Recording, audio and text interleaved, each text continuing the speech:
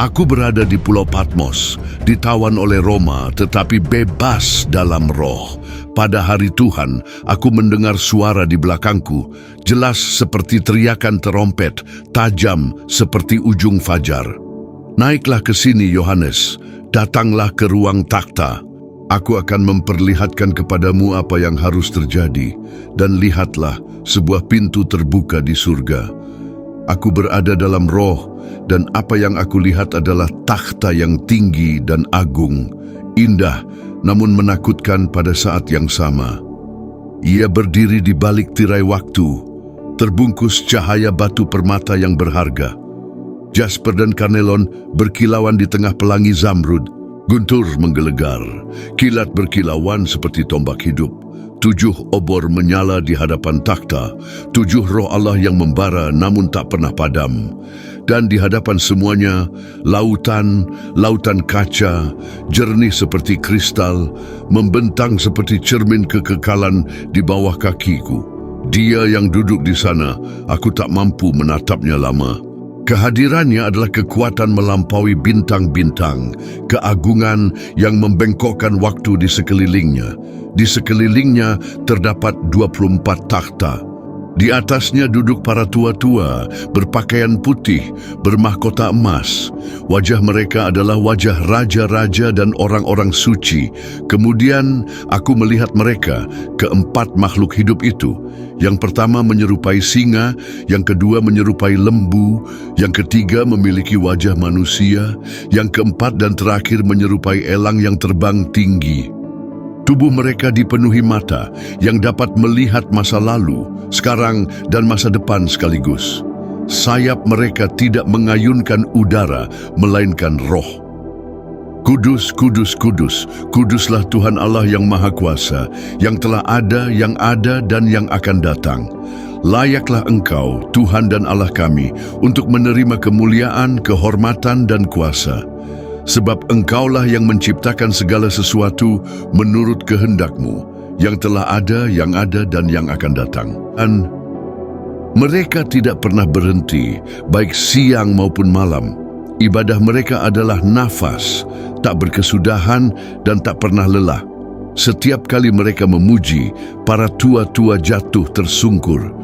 Mereka melemparkan mahkota mereka di hadapan takhta, seperti anak-anak yang meletakkan harta karun di hadapan ayah mereka. Lalu aku melihatnya di tangan kanan, dia yang duduk di takhta, sebuah gulungan.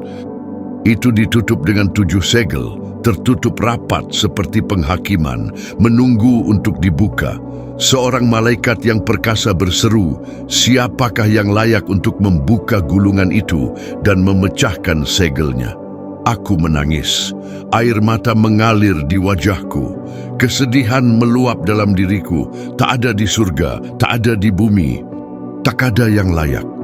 Aku menangis dan menangis karena dunia telah tertutup rapat. Namun seorang tua menyentuh bahuku. Ia menunjuk ke atas, menarik perhatianku pada yang lain.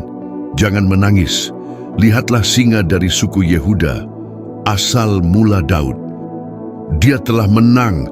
Aku berbalik, mengharapkan melihat seekor singa, namun yang kulihat adalah seekor domba. Domba itu berdiri seolah-olah telah disembelih. Luka-lukanya masih segar, namun matanya penuh dengan api. Domba itu maju tanpa rasa takut, tanpa goyah, dan mengambil gulungan itu dari tangan dia yang duduk di takhta. Kemudian langit tidak lagi dapat menahan keheningannya. Keempat makhluk hidup dan para tua-tua semua sujud di hadapan anak domba. Masing-masing memegang harpa dan mangkuk emas berisi dupa. Apa yang ada di dalam mangkuk-mangkuk itu? Dupa? Tidak, lebih dari itu.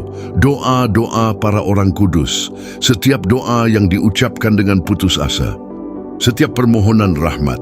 Setiap permintaan agar kuasa Allah bergerak. Setiap doa yang pernah dipanjatkan terdapat dalam mangkuk-mangkuk itu. Malaikat-malaikat menyanyikan lagu baru, cerah dan tajam seperti ujung fajar. Engkau layak untuk mengambil gulungan itu, membuka segel-segelnya dan mengungkap rahasianya. sebab engkau telah disembelih, darahmu menjadi tebusan. Setiap suku dan bahasa, setiap bangsa dan negara, engkau telah menjadikan mereka imam kerajaan bagi Allah kita. Mereka akan memerintah di bumi. Layaklah anak domba yang telah disembelih.